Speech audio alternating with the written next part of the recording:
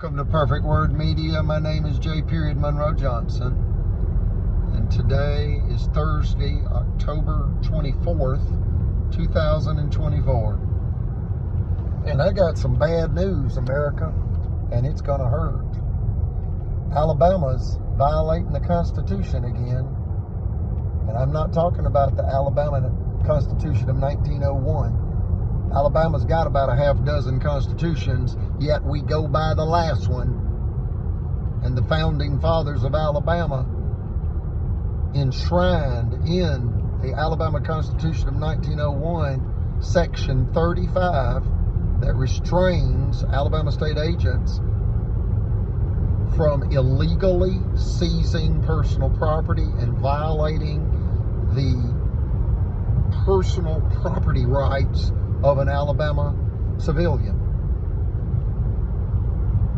See, tyranny knows KNOWS, N-O, restraint, unbridled cruelty, unbridled greed.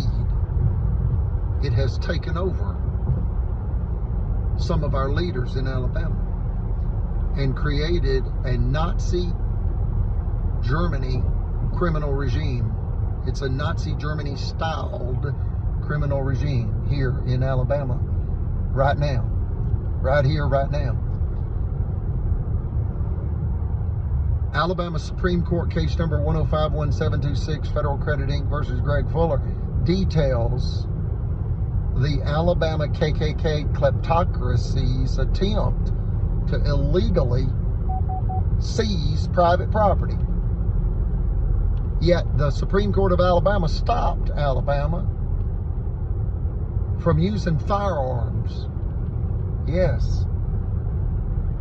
Marshall County Sheriff's Department would have been issued an illegal confiscation order by a corrupt Marshall County judge. Specifically David Evans, that had signed the $5 million highly unconstitutional, utterly immoral, very cold. Why? Well, it's a bank robbery by Alabama. You go, wait a minute, I thought it was a finance company. It was, and it is. You can call it a money services business. A money services business. That's what the FDIC calls it. You can call it a finance company. You can call it private business enterprise. You can call it a small business. It doesn't matter what you call it. It's private property. It's not the property of the state of Alabama. Are there cronies? See, the corrupt Alabama state agents, they steal civilians' property for their buddies. It's a theft scheme of officials in Alabama in the 21st century. And understand, without the power and authority of the Supreme Court of Alabama and their unanimous ruling, you cannot underestimate the power of what I just said. A unanimous Supreme Court of Alabama ruling. Case number 1051726. And when you talk like that to an attorney, the first question they ask is, what attorney adjudicated that? What attorney prosecuted that? And what judge adjudicated that? That's what they ask. Well, the Chief Justice of the Alabama Supreme Court, Roy Moore, who is now the former Alabama Supreme Court Chief Justice, he took the case. See, they don't take many cases, relatively speaking. Neither do the Supreme Court of the United States. Neither does the Supreme Court of the United States. And what do I mean by that?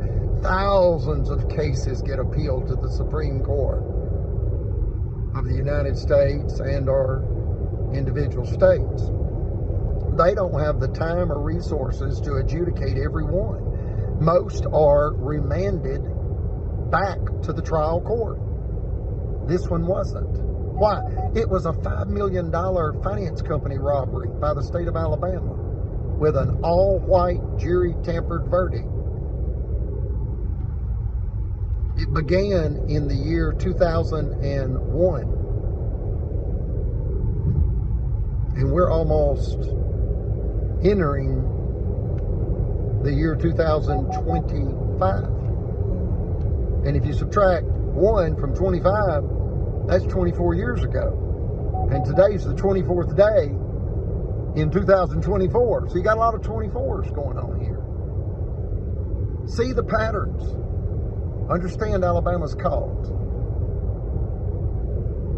And they're caught robbing a bank, a privately owned finance company. See, some people say, well, that's a bank. Why? Well, you were financing cars.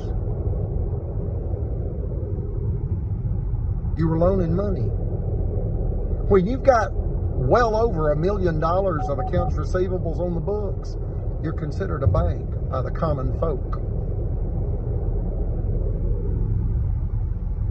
Now again, you can call it a finance company, but regardless, Alabama got caught robbing a finance company, and then they returned these corrupt officials in Marshall County and Montgomery County. This involves the governor, Kay Ivey. This involves the Attorney General, Steve Marshall. This involves 5 judges in Alabama that are corrupt, that committed perjury, obstruction of justice, civil rights violations, constitutional violations, both federal and state crimes. It's bank fraud. You want to keep it simple? It's one word. One word. Bank fraud. You go, wait a minute, that's 2. No, you put a hyphen between the 2 words. Make it one word. Keep it real simple. It's bank fraud. What's confusing is it's bank fraud by Bama. You go, wait a minute, I thought it was Alabama. Yeah, okay, call it Alabama. Doesn't matter what you call this. It's crime. It's violent crime. That's what it is. And we ask that you reach out to your federal friends. That's your representatives in Congress. That's your senators. Reference this YouTube channel, Spiritual Grandpa Live 100, and tell them you have concerns for our nation's future. You have concerns for your family. Now, and I word it this way, those to be. And what does that mean? Not just your children and grandchildren and great-grandchildren, your unborn children, your family's to-be-born children. Folks, no home's safe with this type of crime. When you've got judges conspiring in violent crime that involves S.A., and if you're a mature adult, you know what S.A. means. It's S.E. asterisk U.A.L.